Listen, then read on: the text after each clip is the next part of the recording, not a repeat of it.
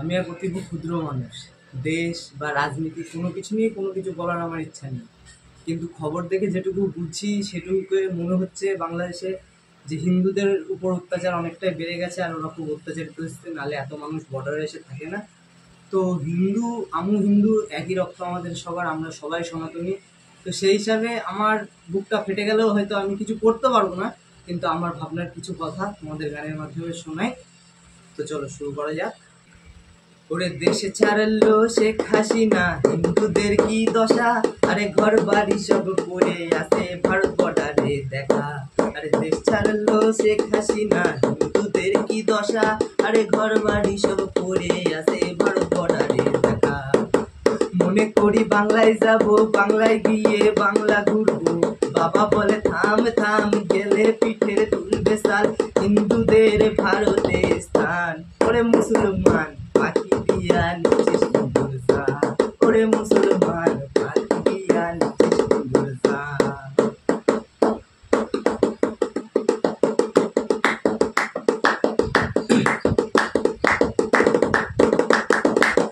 বাংলায় এখন লুটপাট, ছিল তাহানি দাঙ্গা, ওরে এই বুঝি জীবনে গেল, এই তো হিন্দুর ভাবনা।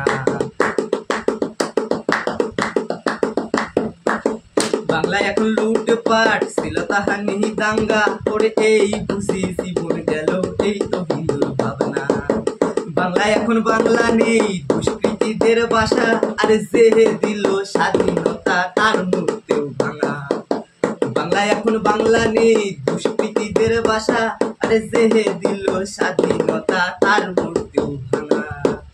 এই শিক্ষা জনগণের, দেশের কি দুর্দশা, ওরে বাংলায় যাওয়ার কথা ভাবলে গায়ে দিচ্ছে কাটা।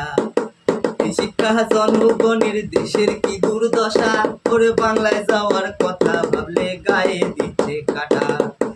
দেশের সবে ইতিহাস আগুনে পুড়ছে, ওরে দুষ্কৃতীরাই নতুন করে ইতিহাস গড়ছে।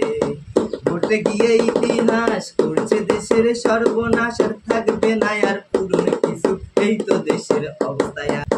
ভারত হবে হিন্দু রাষ্ট্র, এই তো হিন্দুদের আশা, ওরে বাংলায় অত্যাচারী হিন্দু ভারতে পাবে জাগা।